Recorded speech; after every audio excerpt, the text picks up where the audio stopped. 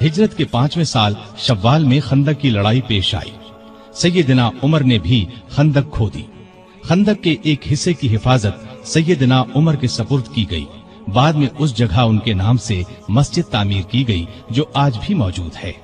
हिजरत के 6ठे साल नबी करीम सल्लल्लाहु अलैहि वसल्लम ने काबे की जियारत का इरादा फरमाया। आप 1400 सहाबा के साथ रवाना हुए, उनमें सैयदना उमर भी थे। हुदैबिया के मकाम पर काफिरों से जो मुआहदा हुआ तो कुछ दूसरे सहाबा के साथ वो सैयदना उमर पर भी गिरां गुजरा।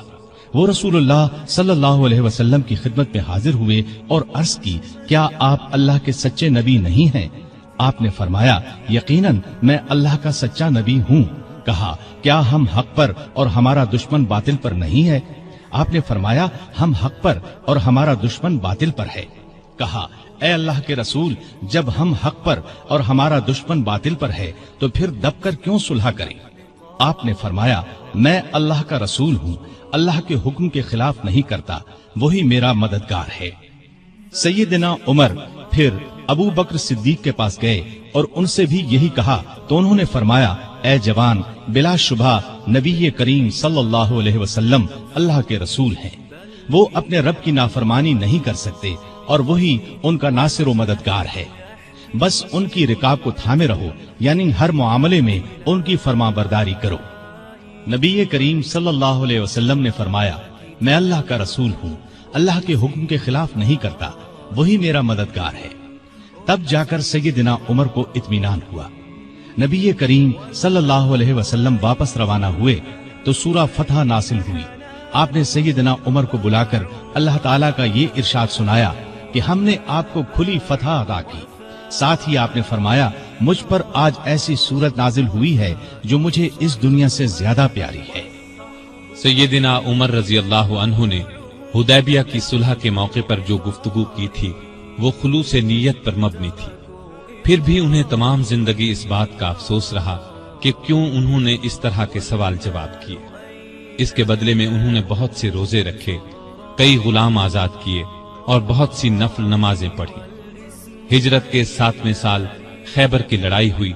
इसमें भी सैयदना उमर रजी अल्लाह अन्हु शरीक थे। ज़िक़ाद 7 हिजरी में नबी सल्लल्लाहु अलैहि वसल्लम उम्रे के लिए तशरीफ ले गए। 2000 मुसलमान आपके साथ थे। सैयदना उमर भी उनमें शामिल थे। ज़ाते सलासिल की जंग में भी शरीक हुए। सलासिल जगह का नाम है, या उस मकाम पर कबीला जुजाम का एक चश्मा था जिसका नाम सलसल था। मुसलमान लश्कर इसी चश्मे पर उतरा था, इसीलिए इस गज़वे को ज़ातुस सलासिल कहा जाता है। 8 हिजरी 10 रमजान को रसूलुल्लाह सल्लल्लाहु अलैहि वसल्लम 10,000 हथियारबंद सहाबा के साथ मदीने से मक्के की तरफ रवाना हुए। उनमें सैयदना उमर भी शामिल थे। मक्के से कुछ फासले पर आप सल्लल्लाहु अलैहि वसल्लम ने पड़ाव डाला। इस मैदान का नाम अब वादिये फातिमा है। कुरैश के सरदार अबू सुफियान ने 2 आदमियों को हालात मालूम करने के लिए भेजा। फिर अबू सुफियान खुद नबी करीम सल्लल्लाहु अलैहि वसल्लम की खिदमत में हाजिर हुए। ऐसे में सैयदना उमर रजी अल्लाह अन्हु ने अर्ज किया, ए अल्लाह के रसूल, मुझे इजाजत दें, मैं अबू सुफियान का सर उड़ा दूं। लेकिन आपने ऐसा करने की इजाजत न दी। उस मौके पर अबू सुफियान ने इस्लाम कबूल किया। उनके बाद मक्के के बाकी मांदा लोग भी मुसलमान हो गए। फतह मक्का के बाद गज़वाए हुनैन पेश आया। इस गज़वे की इब्तिदा में मुसलमानों के पांव उखड़ गए। सिर्फ रसूलुल्लाह सल्लल्लाहु अलैहि वसल्लम चंद सहाबा के साथ मैदान में खड़े रहे। इनमें सैयदना उमर भी थे। फिर सैयदना अब्बास रजी अल्लाह अन्हु की आवाज पर मुसलमान पलटे और कुफ्फार को शिकस्त दी। तबूक की लड़ाई के लिए सैयदना उमर ने अपने माल का निस्फ हिस्सा नबी सल्लल्लाहु अलैहि वसल्लम की खिदमत में पेश किया। हज्जतुल वदा के मौके पर भी सैयदना उमर साथ थे। इस हज के बाद ही आप सल्लल्लाहु अलैहि वसल्लम इस दुनिया से रुखसत हुए। सफर 11 हिजरी में आप सल्लल्लाहु अलैहि वसल्लम ने उसामा बिन जैद को इस्लामी लश्कर का सिपाह सालार मुकर्रर किया और हुक्म दिया कि जाकर रूमियों से मूता की लड़ाई का बदला लें। मूता की लड़ाई हिजरत के 8वें साल में हुई थी। इसमें उसामा के वालिद जैद اور بہت سے صحابہ رضی اللہ عنہم شہید ہو گئے تھے۔ چنانچہ آپ نے یہ لشکر روانہ فرمایا۔ اس میں بڑے بڑے صحابہ کے ساتھ سیدنا عمر بھی شریک تھے۔ آپ صلی اللہ علیہ وسلم نے رحلت فرمائی تو سیدنا عمر رضی اللہ عنہ کو آپ کی وفات کا یقین ہی نہیں آتا تھا۔ وہ یہ اعلان کر رہے تھے، جو شخص یہ کہے گا کہ رسول اللہ صلی اللہ علیہ وسلم نے وفات پائی ہے، میں اس کی گردن اڑا دوں گا۔ پھر ابو بکر رضی اللہ عنہ کے سمجھانے پر یقین آیا کہ نبی صلی اللہ علیہ وسلم رحلت فرما چکے ہیں۔ آپ صلی اللہ علیہ وسلم کی وفات کے بعد خلافت کے مسئلے پر مسلمانوں میں اختلاف پیدا ہوا تو اس موقع پر سیدنا عمر نے ابو بکر رضی اللہ عنہ کا نام خلافت کے لیے سب کے سامنے رکھا۔ سبھی نے اس سے اتفاق کیا۔ ابو بکر کے بارے میں سیدنا عمر کے یہ الفاظ ہیں: ابو بکر رسول اللہ صلی اللہ علیہ وسلم کے صحابی ہیں، غار کے ساتھی ہیں، یہ تمام مسلمانوں سے زیادہ تمہارے معاملات کے والی ہونے کے حقدار ہیں۔ خلیفہ بننے کے بعد سیدنا ابو بکر نے سب سے پہلے اسامہ بن زید کا لشکر روانہ فرمایا۔ یہ لشکر نبی کریم صلی اللہ علیہ وسلم کی شدید علالت کی وجہ سے مرینا سے باہر مقام جرح پر ٹھہر گیا تھا اور پھر وفات کی وجہ سے روانہ نہ ہو سکا تھا۔ اس موقع پر سیدنا ابو بکر نے اسامہ بن زید سے کہا کہ سیدنا عمر فاروق رضی اللہ عنہ کو ان کے پاس چھوڑ جائیں، کیونکہ ان کے مشوروں کی ضرورت پڑے گی۔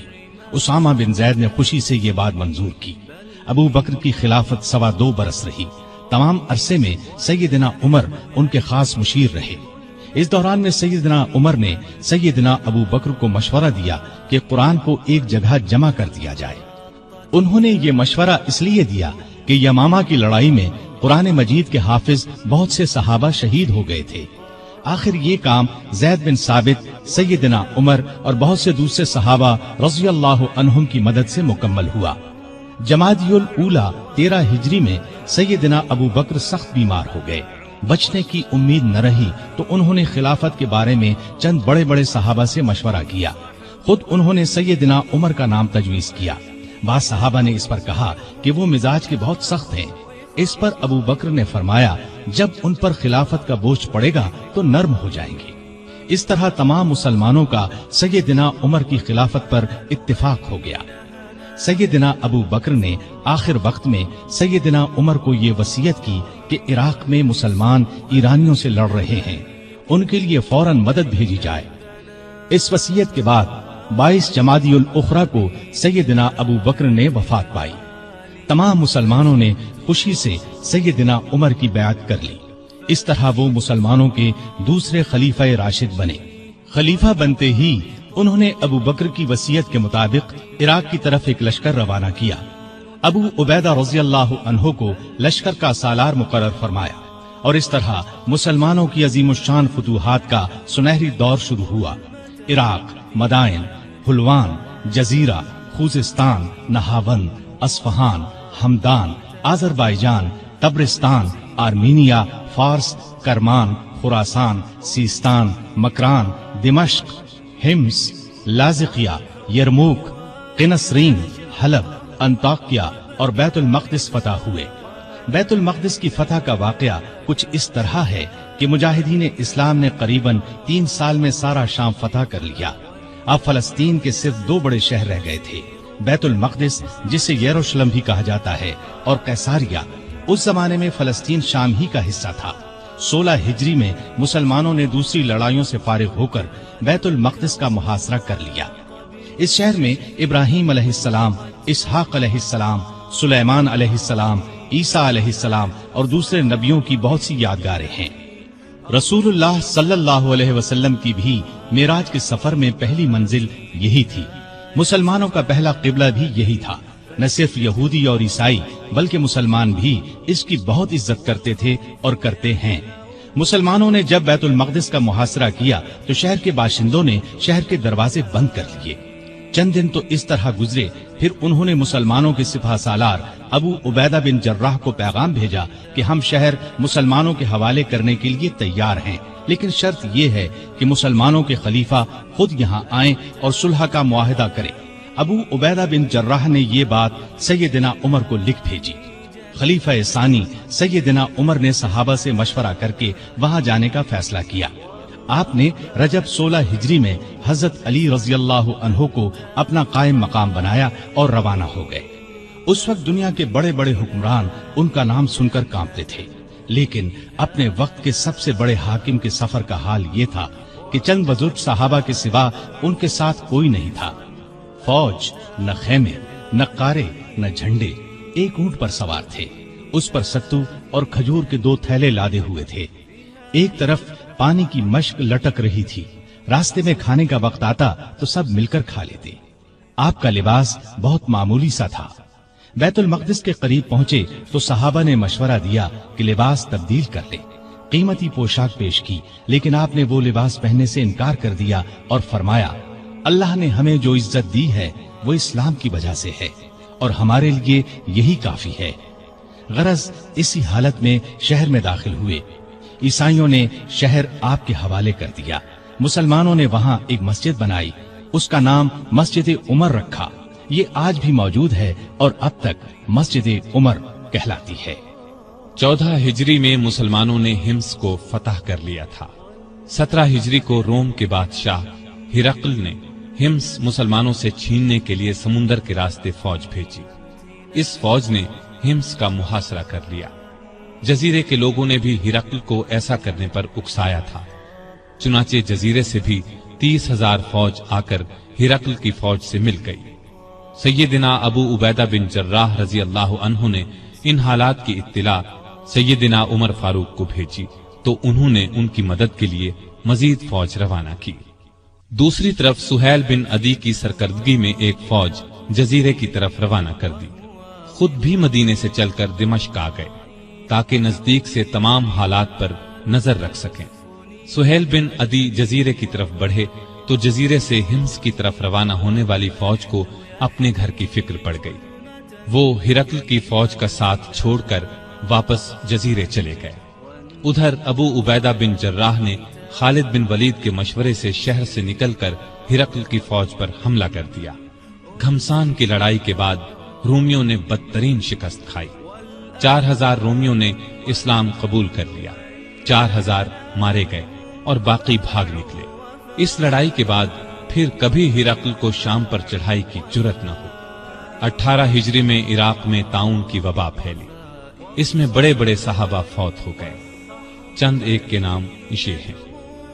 अबू उबैदा बिन जर्राह जो मुसलमानों की फौज के सिपा सालार भी थे, मुआज बिन जबल रजी अल्लाह अन्हु, यजीद बिन अबी सुफियान रजी अल्लाह अन्हु, शुराहबील बिन हसना रजी अल्लाह अन्हु और कई बड़े बड़े सहाबा इस वबा में फौत हुए।